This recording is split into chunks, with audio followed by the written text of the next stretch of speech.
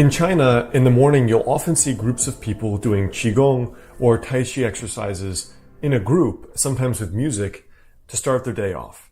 And Qigong is something that's very interesting because it's an interesting combination of physical exercise, breath work, breathing exercises, and visualization. Now, I thought in this video that I would share 3 simple Qigong exercises that are unique to, or common really, to many different Qigong lineages that you can do daily for better health. Hey guys, I'm Dr. Afheyne, author of the health book Master of the Day and doctor of acupuncture and Chinese medicine.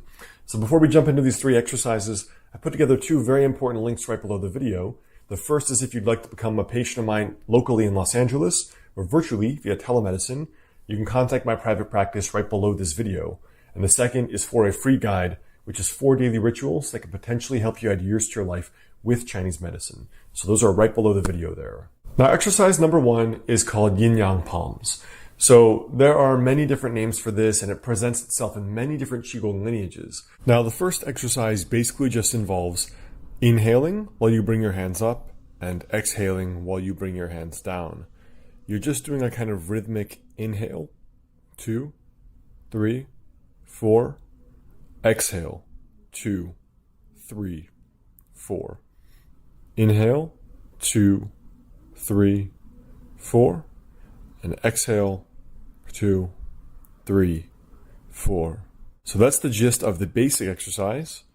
Now you can also modify it to do alternating hands. So this one looks like this. Whereas you inhale, one hand comes up, 2, 3, 4. Then the other hand comes up, 2, 3, 4. And so one hand comes up on the inhale and the other one's going down.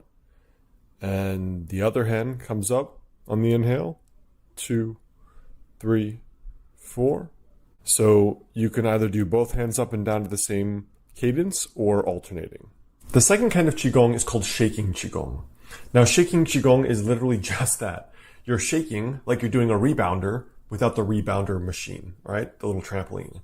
So what this is basically a cardiovascular exercise that's also a great lymphatic pump, right? This is the original rebounder, 2,000-year-old rebounder. Think about it like that. Obviously, good circulation and good lymphatic circulation are very important for good health, to prevent disease. So this exercise is a very simple way at home to generate circulation. Now, when we talk about the shaking Qigong, basically all it is that you are standing and you are shaking like a crazy person. And effectively what it is that this is a big lymphatic and cardiovascular pump. It's a cardiovascular exercise. So as you jump up and down, you're trying to focus on the looseness and the sensation generated in, obviously, of course, your muscles, but also loosening the joints in the neck, the back, the shoulders, the elbows, the wrists, your hips, focusing on the sensation of loosening and creating more space in your body. So that's really what the shaking exercise you're focusing on is, not just jumping up and down like a jumping jack, but also trying to loosen these areas of your body. Now, shaking Qigong, I would recommend at least 10 minutes, but if you're able, at least 20 minutes. And you could shake, some people shake for an hour or more actually, and it becomes a cardiovascular exercise. So shaking is the original rebounder 2,000 years ago. Exercise number 3 is called tapping. So tapping is often done over specific organ systems or certain channels in Chinese medicine. For example, let's talk about this first tapping exercise, which is done over the lung to improve lung function. Now, one thing you might often see is that you tap over the chest, and if you have something in the lungs, you'll begin coughing. Hitting the chest is for the heart, so you can tap or use a closed fist on the chest. You can hit left along the rib side, which is the spleen location, or on the right, the more liver and gallbladder location. Sometimes people hit in the center of their intestines or the stomach, if there's bloating or if there are abdominal cramping symptoms due to a woman's menses. You can also tap like this, alternating using more of the fingers, or tap more in the midline if the person's very bloated or has a lot of abdominal fullness. You can use your fists as well, or just use the fingers. And frankly, you can really tap anywhere in the body. So anywhere you need to increase circulation, you can tap to do that manually. The lower back is often for either back pain or for kidney function in Chinese medicine. And again, you can use a closed fist or open palms. But otherwise, that is the general gist of tapping, which is basically just slapping.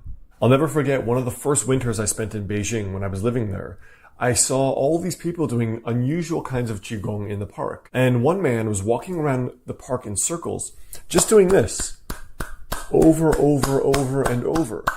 And since then, I've seen all kinds of tapping and slapping and all kinds of rotating and hitting yourself.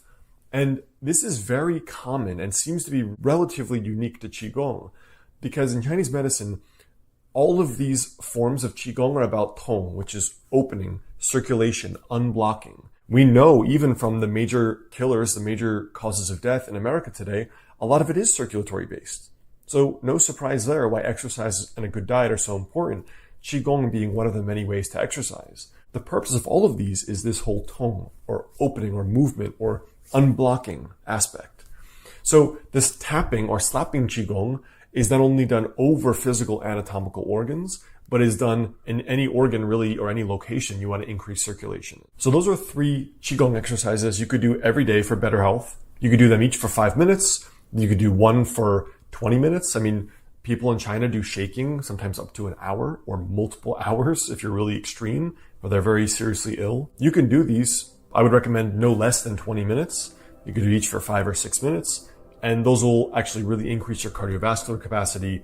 You'll have some of the similar benefits as exercise, and you'll feel a lot more calm. So these are 3 basic forms you see common to many different types of Qigong, whether they're Taoist or Buddhist, and they're things you can use daily for your health. All right, guys, that's what I have for you today. Those 3 kinds of Qigong. Before you go, 2 other related videos for you right there, and I will see you soon.